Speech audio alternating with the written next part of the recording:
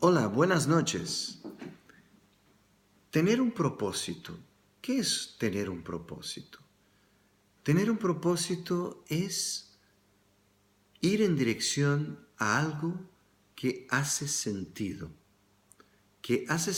para ti, que hace sentido para la persona que recurre a un camino, que va en dirección a algo que es esencial para ella, que es fundamental. Eso para mí significa tener un propósito.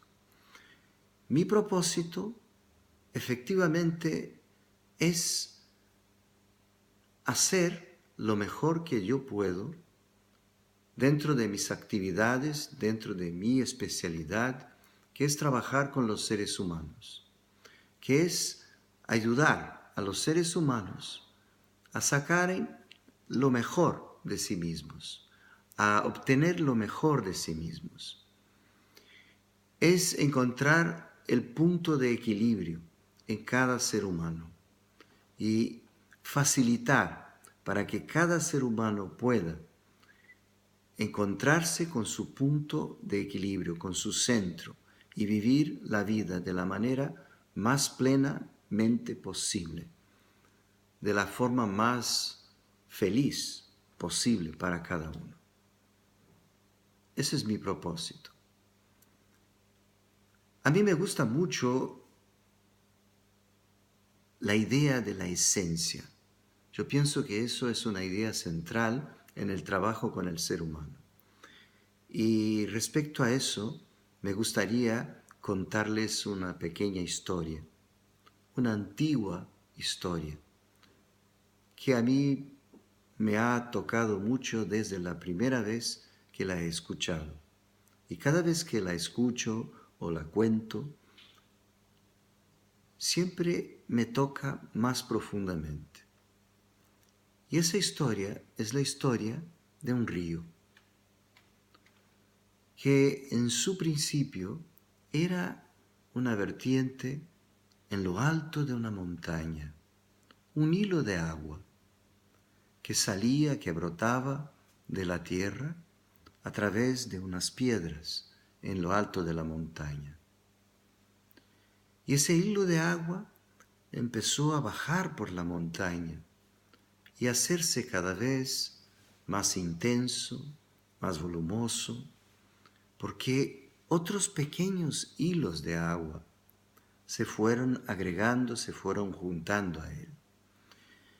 Y más abajo en la montaña ya no era más hilo de agua, era un pequeño riachuelo que seguía fuerte, vivo, su camino en dirección a aquello que ellos, todos los hilos juntos, sabían que era su destino final, la gran agua, el gran océano.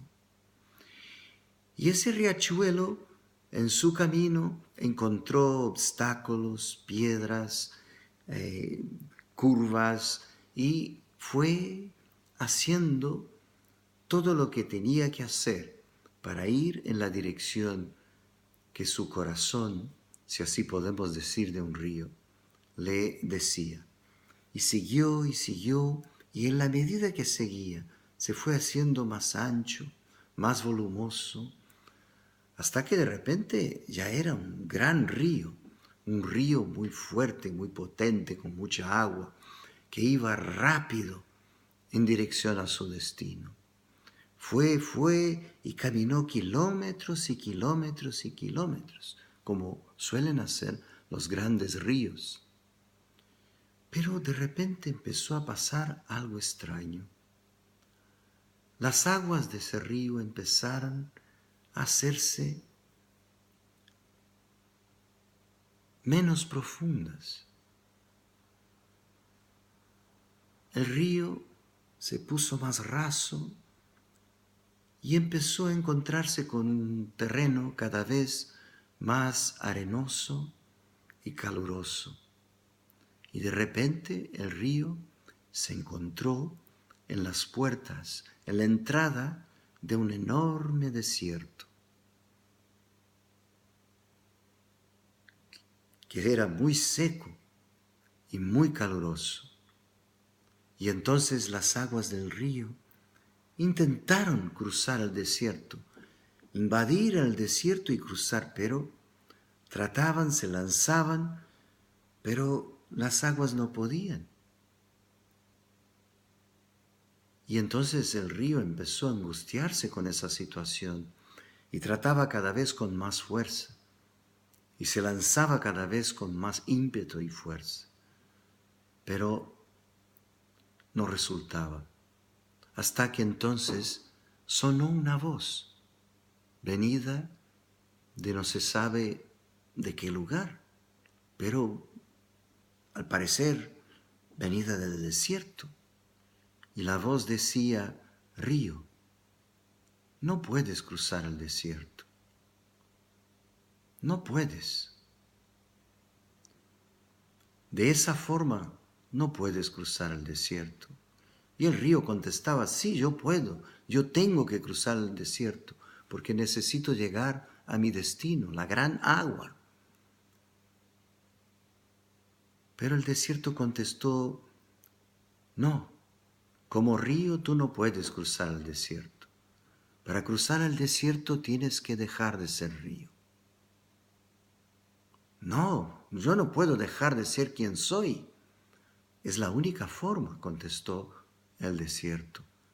Contestó esa voz que venía del desierto. El río insistió y la voz le dijo: tienes que entregarte.